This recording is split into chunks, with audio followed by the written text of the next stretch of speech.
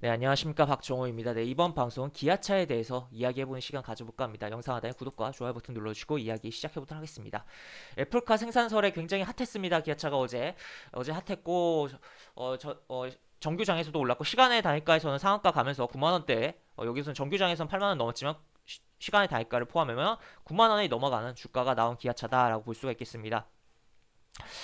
이 기아차 그래서 어떤 걸 이야기하고자 해서 영상을 찍고 있느냐라고 봤을 때는 일단 뭐 아예 처음부터 정리를 하고 갈게요.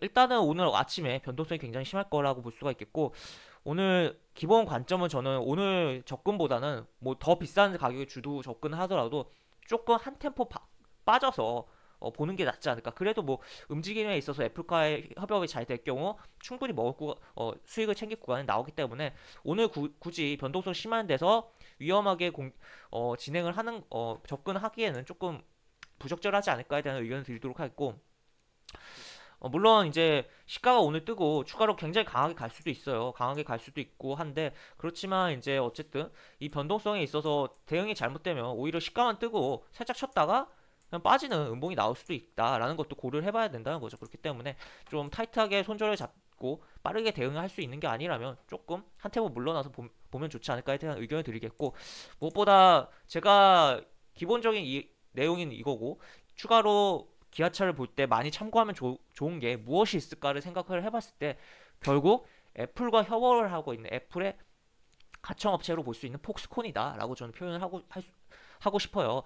일단 기아차가 이제 앞으로 애플과의 뭐 협업이 어떻게 될지 모르겠고, 이제 어떻게 뭐 기아차의 뭐 그런 마크도 좀 로고도 바꾸는 과정이 있었는데, 과연 자기의 브랜드를 유지하면서 애플과의 뭐 액션을 해 나갈지 아니면은 그냥 애플의 하청업체로 전락할지는 지켜봐야 됩니다. 어떻게 보면 하청업체를 전락하면 안 좋은 걸 수도 있어요. 하지만 그런 안 좋은 과정 속에서도 폭스콘이라는 것을 비교했을 때, 애플의 하청업체로 볼 수 있는 폭스콘이라는 걸 비교했을 때 기아차는 좀 더 주가가 펌핑될 수 있다, 주가가 올라갈 수 있다라고 좀 표현을 하고 싶습니다.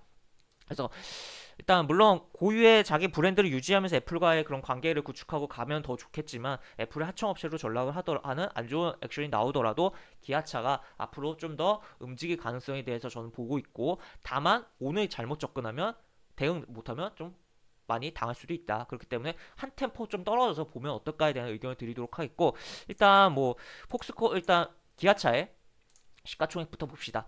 기아차 시가총액 정규장 기준은 33조 8천억입니다. 33조 8천억. 그리고 시간에서 오른 거 한 10% 올랐으니까 한 3조 더해서 한 37조 정도, 여기 8천억대도 있으니까 한 37조라고 칩시다.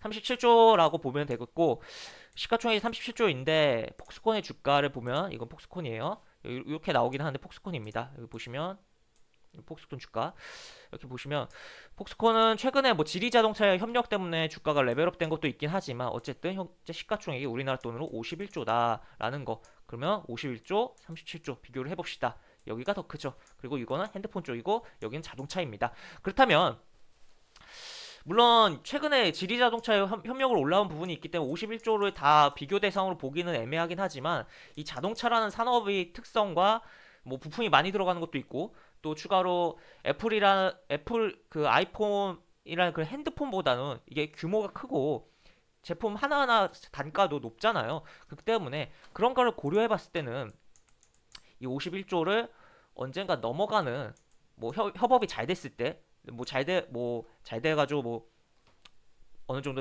뭐 굴러갈 때라고 볼 수가 있겠죠. 그럴 경우에 요거를 넘어가는 흐름이 나오지 않을까를 좀 기대해 볼 수가 있겠고, 그리고 이제 뭐 추가로 뭐 기아차가 본인들의 브랜드를 잘 유지하면서 간다면 더 많은 시가총액도 시장에서 평가받을지 않을까라고 저는 좀 생각을 해볼 수가 있을 것 같습니다. 그래서 요런 내용도 있고, 하여튼 그래서 최근에 굉장히 자동차 업계와 여러 업계들이 손을 맞잡는 현상들이 많이 나오고 있다. 여기 보시면 요런 내용도 있죠. 뭐 이렇게 나와 있죠. 하여튼 그런 부분이고, 그래서 이렇게 보실 수가 있겠고, 차트로 좀 넘어가서 보겠습니다. 제가 기아차 뭐 두세 달 전에 뭐 현대차 기아차는 굉장히 영상을 많이 찍었던 것 같은데, 뭐 최근에는 안 찍었던 것 같아요. 근데 하여튼 기아차 같은 경우는 11월인가요? 11월 영상에서 한 번 정도 이제 연봉에 대해서 언급을 해드렸던 부분이 있어요. 연봉 보시면 지금 20년 이동평균선의 지지를 받고 양봉이 세 번 나오고 있다. 적산벽 바닥에서의 추세 전환에 대한 대표적인 캔들 패턴이 발생을 하고 있다라는 거, 그리고 거래량도 늘어나고 있다. 그렇다면 추가적으로 더 가지 않겠냐, 그런 의견을 얘기했고, 뭐 7만 5천에 대한 부분도 얘기했는데 결국 지금 넘어가 있는 상태죠. 넘어가 있는 상태고, 뭐 시간에서도 뭐 요런 상황인데, 이제 그렇다면 어떻게 보면 이렇게 패턴이 뭐 W자라는 W자고 약간 어쨌든 이런 식으로 패턴이 굉장히 괜찮게 좀 나오고 있잖아요. 어떻게 보면 이런 식으로. 그렇기 때문에, 그리고 또 연봉상으로 여기 뻥 뚫려 있어요. 뻥 뚫려 있기 때문에 추가적으로 많이 오를 수 있지 않을까. 그리고 아까 이야기한 폭스콘과의 시가총액 비교에 있어서도, 이런 비교에 있어서도 추가로 움직임 나오지 않을까. 그리고 10만원, 뭐 12만 5천원, 뭐 15만원, 뭐 그런 흐름이 연출되지 않을까를 좀 기대해 볼 수가 있겠다라고 볼 수가 있겠습니다. 다만 뭐 장기적인 부분에 있어서 뭐 산업이라든지 뭐 폭스콘과의 단순 비교라든지 그 이런 차트적인 흐름까지도 다 좋아요, 다 좋은데, 오늘 아까도 뭐 서두에도 이야기했지만 오늘 잘못 접근하면 크게 당할 수도 있다라고 좀 표현을 하고 싶고, 여기 보시면 일봉상으로 보시면 그동안 코로나 저점 이후 쭉 올라갔습니다. 쭉 올라왔고 지금 상승각을 키워내는 상황입니다.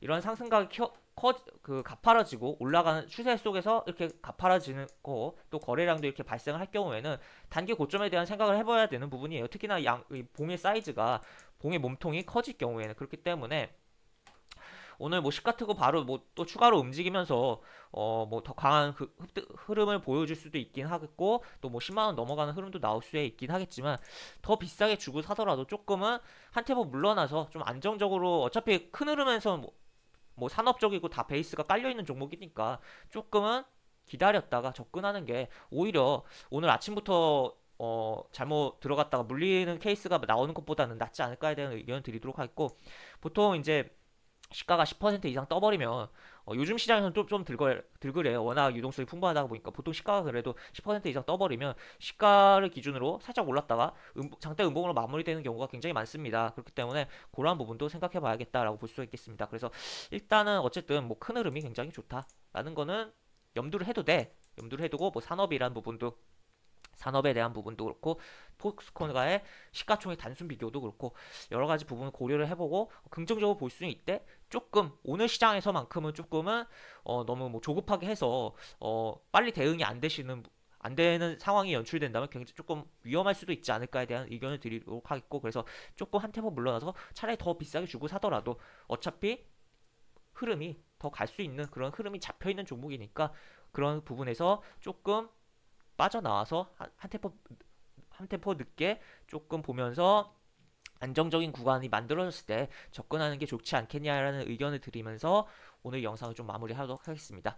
이렇게 해서 뭐 기아차에 대한 부분, 연봉에 대한 부분, 폭스콘에 대한 뭐 시가총액과의 비교라든지, 그리고 하여튼 여러 가지 부분을 좀 이야기를 해봤는데, 하여튼 지금 시장에서 자동차 산업은 진짜 이게 내연기관에서, 뭐 제가 개장전 이야기에서도 워낙 많이 얘기를 해드리긴 했는데, 이 자동차 산업은 이제 내연기관에서 넘어가는 거잖아요. 이제 어떻게 보면 이제 전기차, 수소차, 그리고 그 안에 뭐 자율주행 들어가고, 또 플라잉카.